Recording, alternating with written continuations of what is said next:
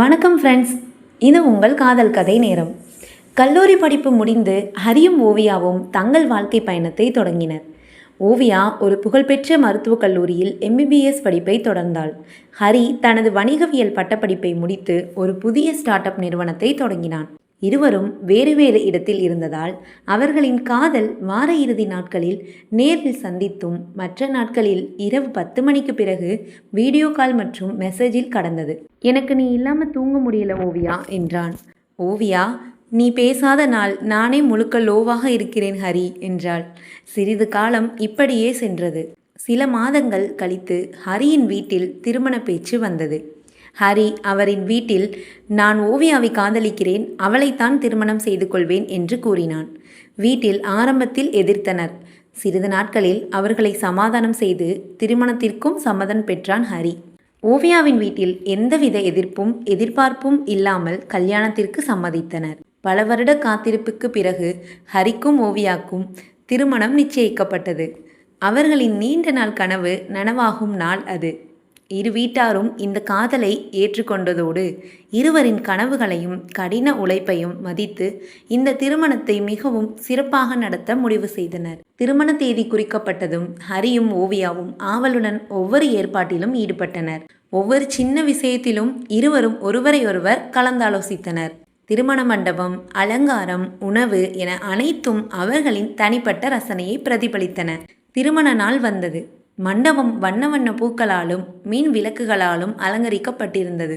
பட்டுப்புடவையில் நகைகள் மின்ன ஓவியா ஒரு தேவதையைப் போல் மேடையில் அமர்ந்திருந்தாள்.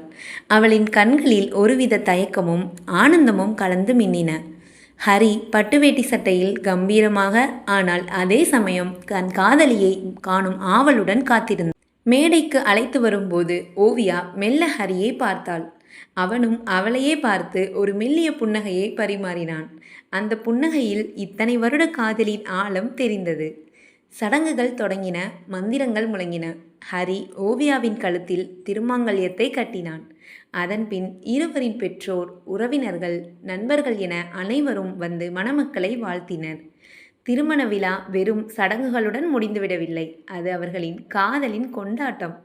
பள்ளி பருவத்தில் ஒரு மதிப்பெண் புத்தக பக்கத்தில் பூத்த முதல் முத்தம் இன்று ஒரு வாழ்நாள் முழுவதற்குமான வசந்தமாக மலர்ந்திருந்தது. அவர்கள் தங்கள் வாழ்வின் மிக அழகான பயணத்தை தொடர்ந்தனர். திருமண கொண்டாட்டங்கள் முடிந்து ஹரியும் ஓவியாவும் கனவுகள் நிறைந்த கண்களுடன் தங்கள் முதலிரவை கழிப்பதற்காக அறைக்கு வந்தனர். அறையில் மெல்லிய மல்லிகை மற்றும் ரோஜா வாசனைகள் நிரம்ப மென்மையான விளக்குகள் இதமான நெருக்கமான சூழலை உருவாக்கின. படுக்கையில் இதழ்கள் தூவி வெண்பட்டு விரித்து ஒரு காவிய காதலுக்கு ஆயத்தமாய் இருந்தது. ஓவியா வெட்கத்தால் கன்னங்கள் சிவந்து கன்னங்களில் மின்னிடும் நட்சத்திரங்களுடன் அறையின் நடுவே நின்றிருந்தாள். அவளின் மெல்லிய பட்டுப்புடவை நில ஒளியில் இன்னும் பேரழகு சேர்த்தது. ஹரி மெல்ல அவள் அருகில் வந்தான். அவளின் மென்மையான கைகளை பற்றி கொண்டு, இன்று முதல் என் வாழ்க்கையின் ஒவ்வொரு மூச்சும் உன் அருகில்தான் இருக்கட்டும் ஓவியா என்ற மௌன குரலில் சொன்னான். ஓவியா வெட்கத்தின் வாசலில் ஒரு சிரிப்பை பதித்தாள். அது ஒரு அழகான அனுமதி. ஹரி மெல்ல அவளின் முகத்தை ஏந்தி அவளின் நெற்றியில் இதழ் பதித்தான். அந்த முத்தம் அவர்களின் பள்ளிப்பருவ காதலில் மதிப்பெண் புத்தக பக்கத்தில் பூத்த முதல் முத்தத்தின் நினைவுகளை மீண்டும் கொண்டு வந்தது. அவளை அப்படியே கட்டிலில் படுக்க வைத்தான்.